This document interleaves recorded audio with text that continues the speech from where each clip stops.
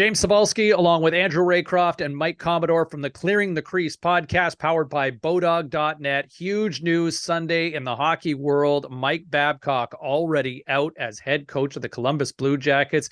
The announcement coming earlier on Sunday as Babcock resigns in the fallout that happened at a meteoric pace by hockey standards, where earlier in the week it was reported by the Spit and Chicklets podcast, Biz Nasty, Paul Bissonnette, also TNT hockey analyst, reporting that Mike Babcock was going through players' phones and creeping on pictures.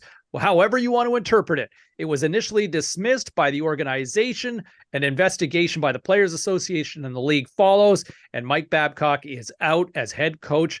Mike, let's start with you, Commie. You have been very outspoken against Mike Babcock for a very long time. Give me your reaction as you hear this news. Well, my immediate reaction is I'm actually a little bit, maybe slightly disturbed on how happy I was when I heard this. This has been a long time coming, And not just for me. My experiences with Babs were a couple experiences, but nothing like this going through phones or anything. I mean, he just kind of screwed me or whatever, but just kind of how it's worked out. I wasn't scared to Mike Babcock is a predator. Mike Babcock is a scumbag. He has been that way his entire career. I started tweeting 7-8 years ago. Long story short, it kind of snowballed into something I didn't really see coming, but I've stuck with it. I've never had anybody, not a former player, somebody volunteering, anybody who's met Babs because I've gotten tired of it, to be honest, at points over the last 7 or 8 years, whenever he got hired in Toronto. And I'm like, man, I've had enough of this. My Twitter mentions are a disaster. I'm like, I'm out of the league. I don't play anymore. I suck at beer league. But literally every time it's somebody coming up and be like, don't stop. He's a scumbag. So in my opinion, today is a big day. The NHL, hockey, the hockey world in general. I mean, this guy's given at coaching clinics, being the keynote speaker. I hope all this stuff is done. This guy has been a predator from the word go. And there are so many former players, not just players, staff, like former coaches that were under him, not all of them, but some of them, equipment managers, ushers, parking attendants that are thrilled with this because Mike Babcock is a scumbag and a predator, and he finally got exactly what he deserved today.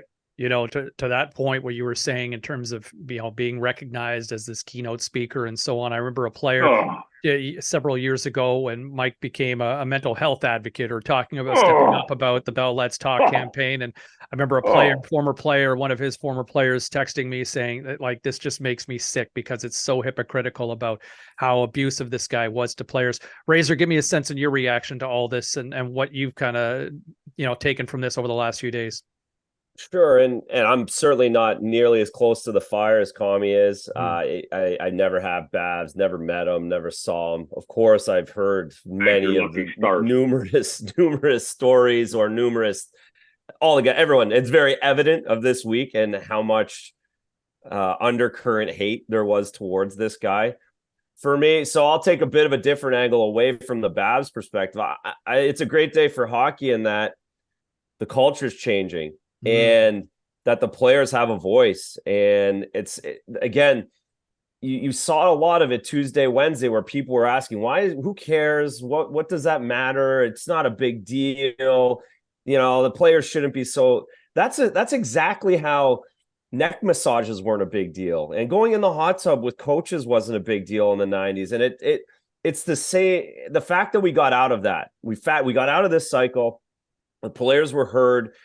The right decision was made. The PA, Marty Walsh, is first. He knocked this one out of the park for his first big crisis to get in there, get the investigation going, get guys talking about what actually happened. So as a former player and an advocate and someone who always wants the PA to do well, I'm excited for that because I think we saw today that the voices were heard and it wasn't just thrown under the rug or it wasn't looked the other way, that this is actually a good thing for all those guys in the room, but also in the league still.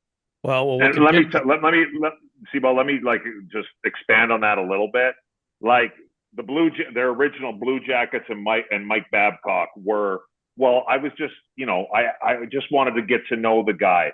And, I was asking for pictures of family and that was kind of backed up. Here is what was going on. It was one of two things.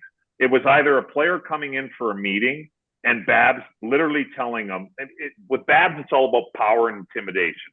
So for him, he's looking at it and he's like, oh, you think you're a player? Well, I'll tell you what, I'm in charge here. You're going to do what I say. So it was one of two things. It wasn't, if we had a Razor, if I wanted to see your family, I'd be like, hey, yeah, you got a picture of your family, I wouldn't mind seeing them or whatever. And if you wanted to, you'd show me a picture.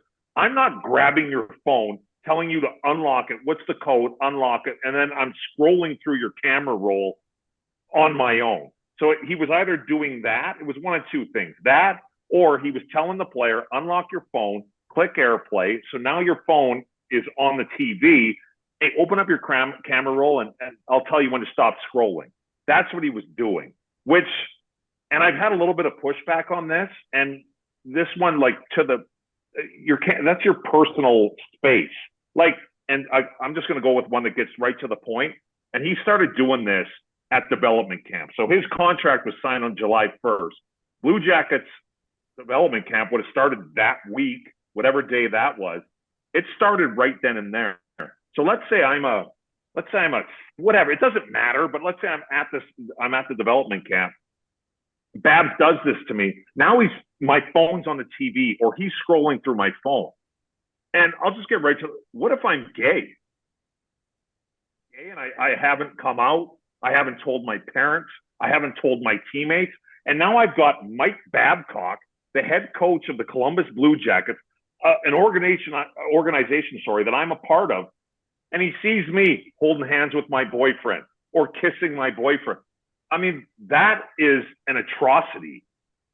There is no defending that in any way, shape, or form. And you can be like, well, that's probably not going to happen. Well, yeah, it probably won't, but it definitely could. It definitely could. And so the way that the Blue Jackets and Babs, I'm just getting to know the players, that's bullshit. It's a power and intimidation move, and that's it.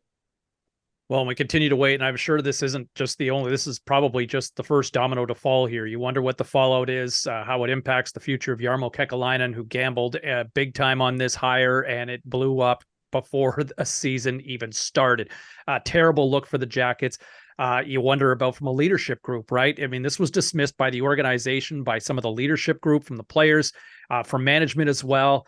I think there's a lot of people doing backpedaling right now, and we'll continue to react here at BODOG.net on the Clearing the Crease podcast. He's Mike Commodore. He's Andrew Raycroft. I'm James Cybulski.